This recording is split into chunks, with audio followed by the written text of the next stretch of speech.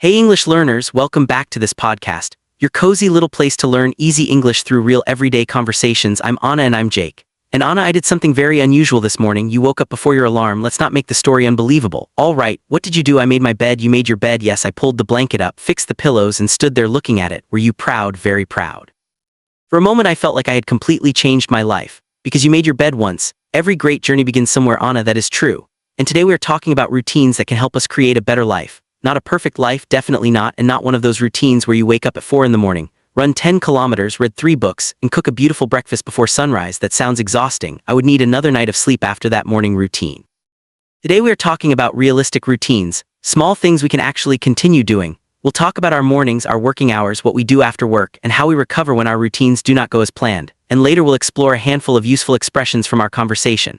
Then we'll improve some simple sentences about routines. All right, let's begin with the morning. Our mornings are completely different. That is true. You like to ease into the day. I need to start moving immediately. How did you feel when you woke up today? Confused.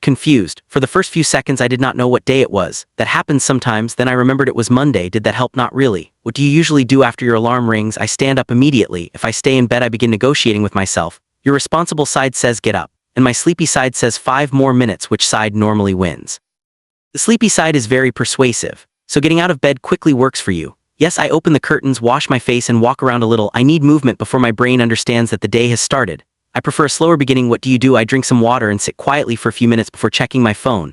You just sit there. Sometimes I look outside, sometimes I think about what I need to do. I just do not want messages, news, and social media to be the first things entering my mind. I normally check everything immediately. What is everything? Messages, emails, the weather, social media, and sometimes the news. That is a lot of information before breakfast. It is. Then I open the kitchen cupboard and can't decide what to eat. You may already be experiencing decision fatigue. Decision fatigue, mental tiredness caused by making too many choices. So choosing things can make us tired. Yes, what to answer, what to wear, what to eat, what to watch. Each choice uses a little mental energy.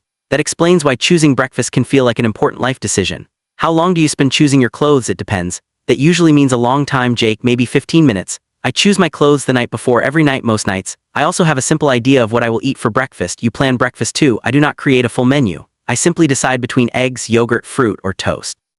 My plan would say coffee every day, Jake. Coffee is not a complete breakfast. Emotionally it is. Your body may have a different opinion probably. But I understand your point. Preparing small things in advance means fewer decisions in the morning. And that makes the morning feel lighter. Anna, do you write a plan every morning? I usually write down the 3 most important things I need to do. Only 3. I may complete more, but those 3 receive my attention first. My list normally has 15 or 20 tasks. Do you finish all of them? No, I move the unfinished tasks to the next day. Then the list becomes longer. After a few days it begins to look like a historical document, and you probably feel behind before you have even started. Yes, sometimes I spend more time worrying about the list than completing anything on it. Try choosing 3 priorities first. What happens to everything else? You can still do it. But you know what deserves your best energy? That sounds more manageable. A useful routine should make life simpler, not create another source of pressure. I make that mistake with exercise too. What do you do? I decide that I'm going to exercise for 45 minutes every morning.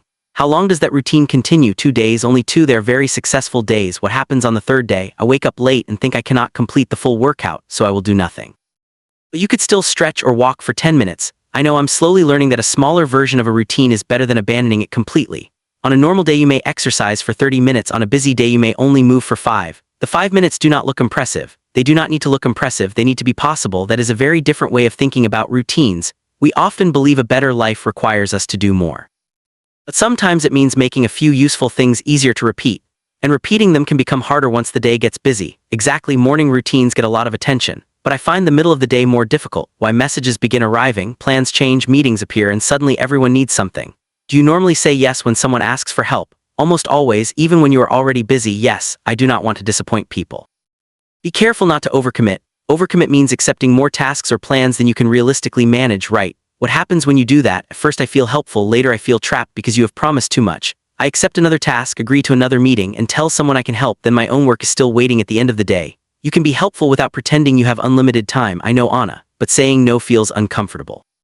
You do not always need to give a direct no. You could say I can help tomorrow, or I can do this but I will need more time, so I can offer a realistic answer instead of immediately agreeing.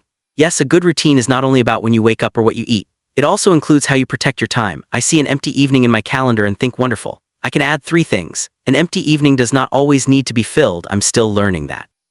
Do you take regular breaks while working? Of course, real breaks. Define real. You leave your desk, move your body, and stop looking at work. Then no, what do you do? I open social media for 5 minutes while sitting in the same chair. That may distract you, but it may not refresh you. What do you do instead? I stand up, refill my water, or walk outside for a few minutes, even when you are very busy, especially then. When I feel pressure, I sit for too long and hold tension in my shoulders. Sometimes I notice my shoulders are almost touching my ears. That does not sound comfortable, Jake. It is not my strongest working position. A short break helps me return with a clearer mind. I also get very sleepy after lunch. What do you usually do? I used to drink another coffee. Used to.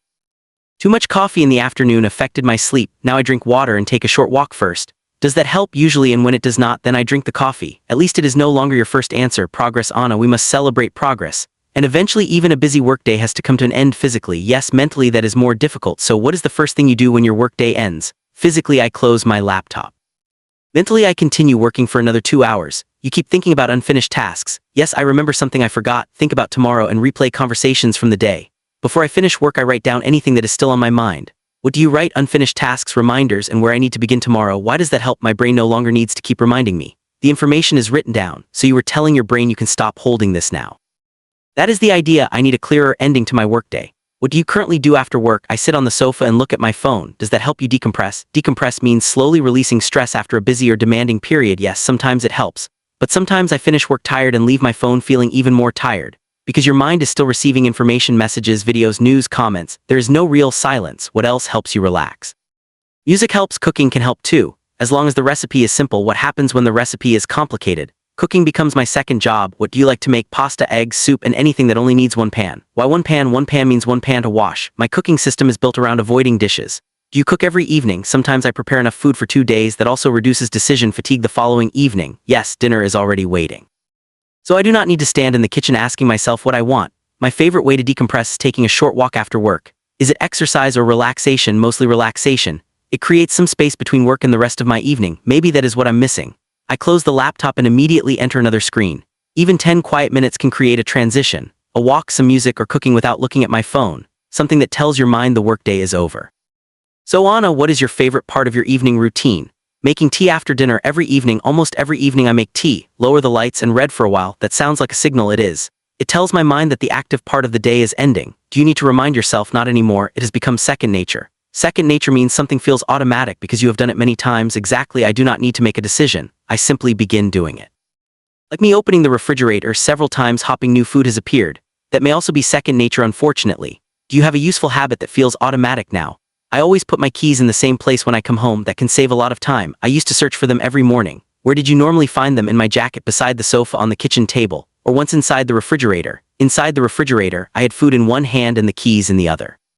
You put the wrong thing inside. Luckily, I did not leave the food near the door. That small habit probably removes a lot of morning stress. It does. That is what I like about routines. A better life does not always require one enormous change. Small systems can make everyday life much easier. What about your phone at night? I charge it on a table away from the bed. Why so far away? If it's beside me, I will check it without thinking. When it's across the room, I need to stand up.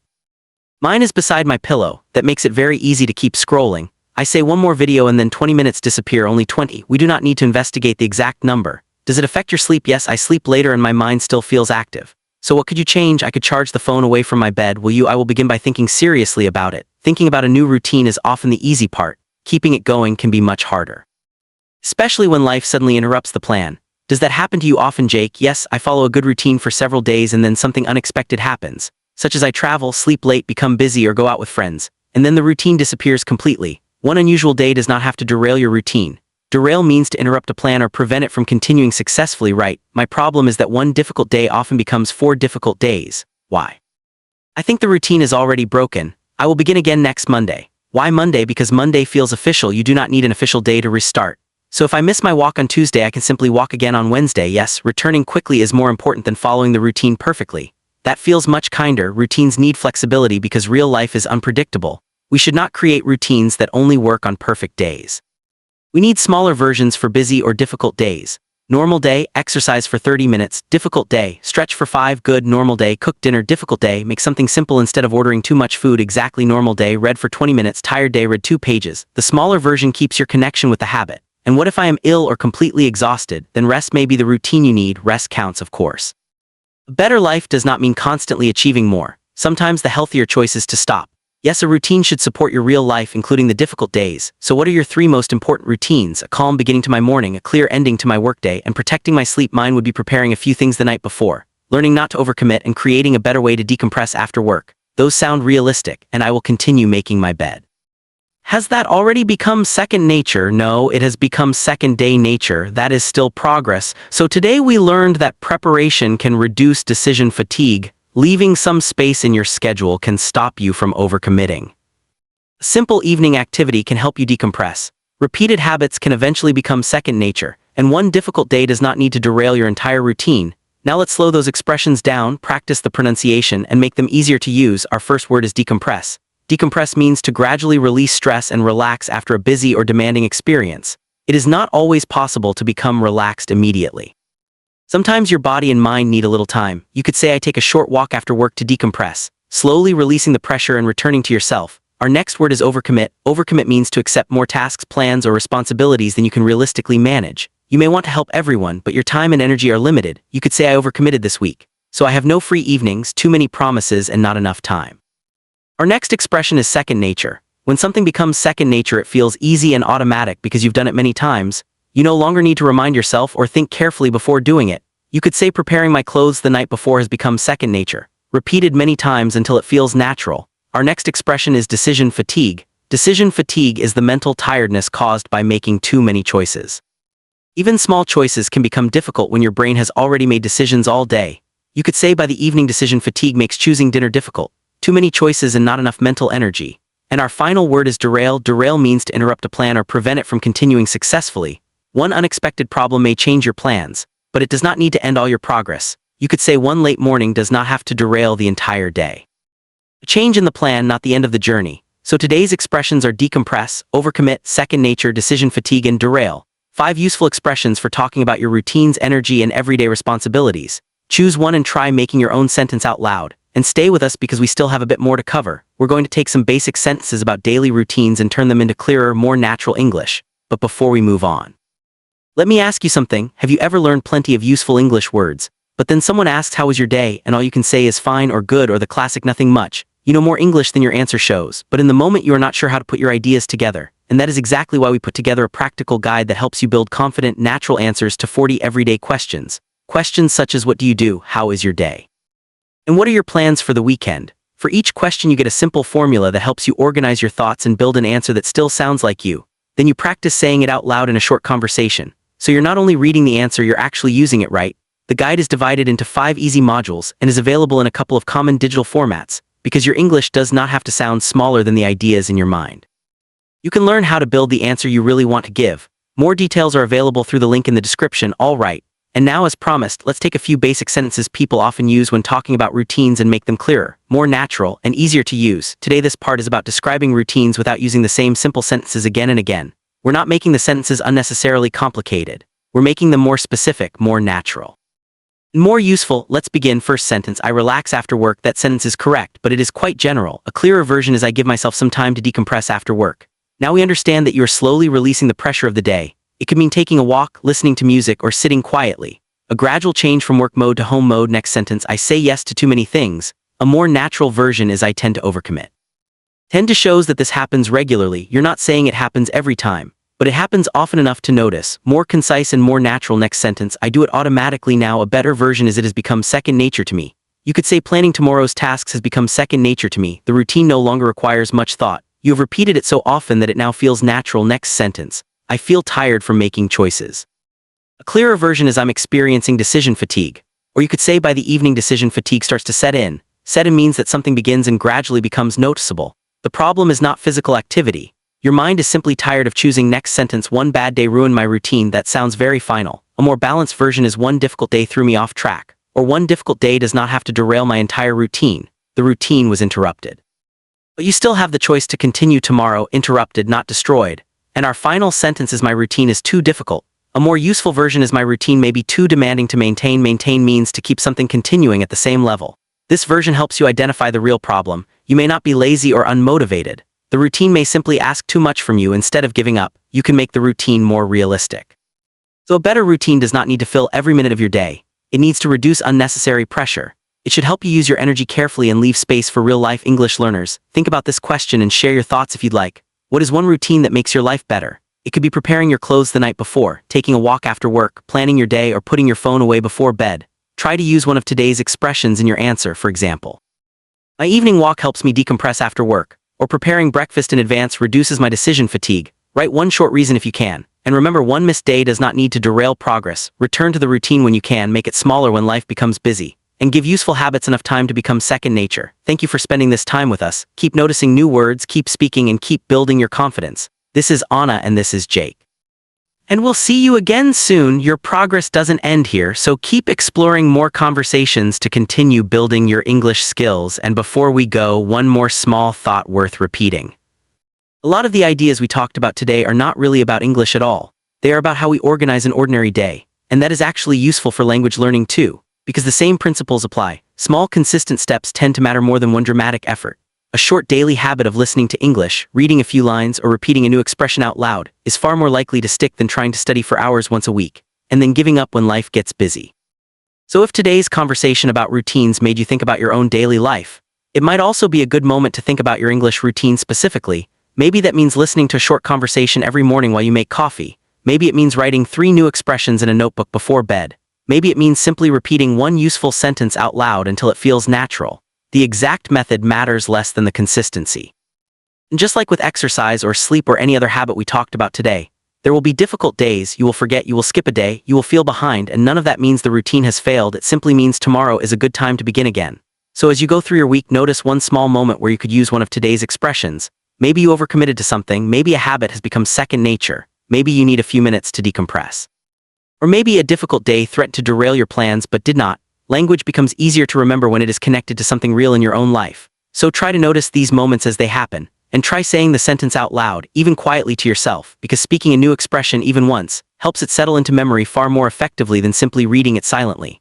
That is really the heart of what we try to do here, not just explaining words, but connecting them to real situations so that they become part of how you naturally think and speak. Thank you again for spending this time with us today. We hope this conversation gave you a few new expressions, a few new ideas about routines, and maybe even a small nudge to make your own daily habits a little more realistic and a little kinder to yourself. Keep noticing new words, keep speaking whenever you can, even in small moments, and keep building your confidence one conversation at a time.